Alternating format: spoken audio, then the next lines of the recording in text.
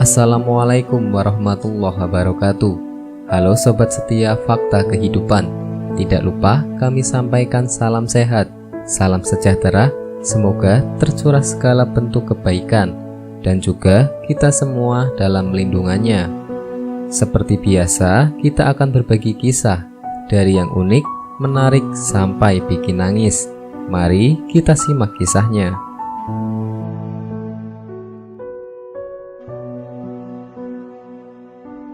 Kisah nyata, akibat menghina suara azan, pria ini tewas mengenaskan. Kisah nyata yang terjadi di sebuah desa.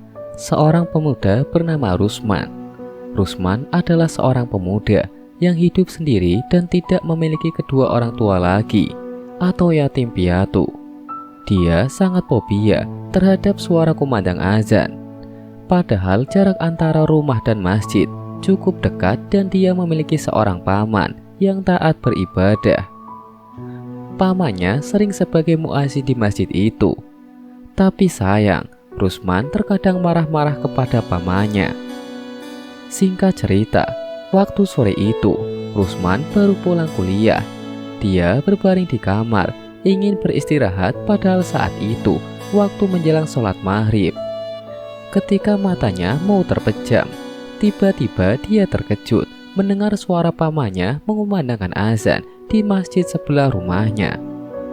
Dia cukup kesal dan marah di dalam kamarnya karena dia merasa terusik tidurnya. Lalu seketika pamannya pulang, dia marah besar kepada pamannya.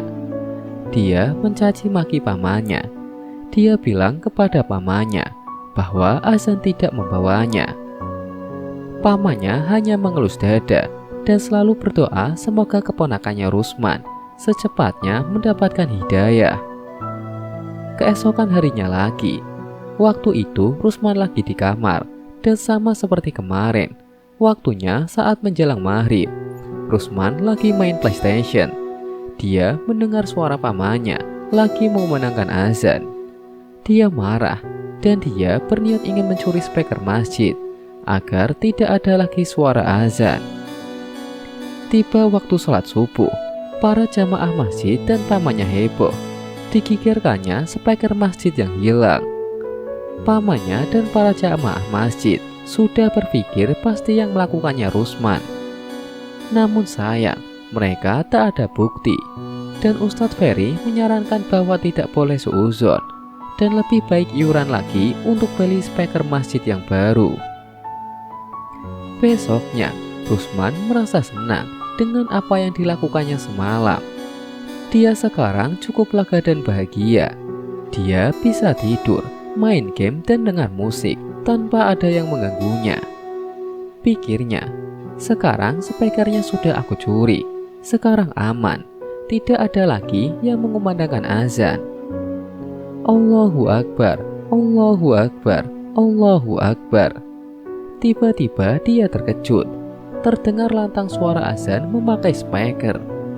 Gila, sudah aku curi kok masih ada yang azan, pikirnya.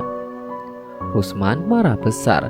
Dia pun memutar musik dengan volume yang sangat keras hingga terdengar ke masjid. Pikirnya, rasain kalian. Emang enak, kalian pikir aku juga nggak bisa apa? Lalu di dalam masjid, Ustadz dan para jamaah masjid merasa terusik karena suara musik Rusman yang keras mengganggu mereka yang lagi melaksanakan sholat maghrib. Akhirnya, para jamaah dan Ustadz Ferry mendatangi Rusman untuk memberikan teguran. Namun sesampainya di sana, yang didapat makian Rusman saja. Dan akhirnya, para jamaah masjid pulang. Mereka ingin mengusir Rusman dari desa itu, namun mereka masih memandang pamannya Rusman yang menjadi muazin masjid di desa itu. Waktu pun menjelang maghrib lagi. Suara azan pamannya yang merdu terdengar di telinga Rusman. Dia marah lagi dan dia pun pergi ke masjid tempat pamannya yang lagi azan. Dia panggil keras pamannya, "Hentikan paman!" Sampai beberapa kali merebut mic dari tangan pamannya. Namun pamannya tak menghiraukannya. Dan naas, Saat Rusman mau mencabut colokan listriknya, tiba-tiba ia menyentuh kabel yang terbuka. Innalillahi, Rusman pun akhirnya tergeletak di lantai akibat tersetrum listrik. Pamannya selesai azan, menoleh ke samping dan terkejut melihat keponakannya terbujur kaku di lantai. Jika kita punya waktu membuka Al-Quran, Allah Ta'ala dengan tegas berfirman di dalam surat Al-Ma'idah ayat 58. Dan apabila kamu menyeru mereka untuk mengerjakan sholat, mereka menjadikannya buah ejekan pada permainan. Yang demikian itu adalah karena mereka benar-benar kaum yang tidak mau menggunakan akal. Pemuda ini sebenarnya tahu bagaimana jika mempermainkan azan, namun mereka menganggap itu hal biasa saja. Setelah kejadian baru sadar bahwa menghina azan akan mendapatkan azab dari Allah, baik di dunia dan akhirat. Semoga kisah ini menjadi pelajaran untuk kita semua. Kalaupun kita sedang sibuk, sempatkan sedikit untuk melakukan sholat. Kalaupun tidak tahu atau belum melakukan sholat, jangan pernah menghina suara seruan Allah ini. Sekian, wallahu a'lam bishawab.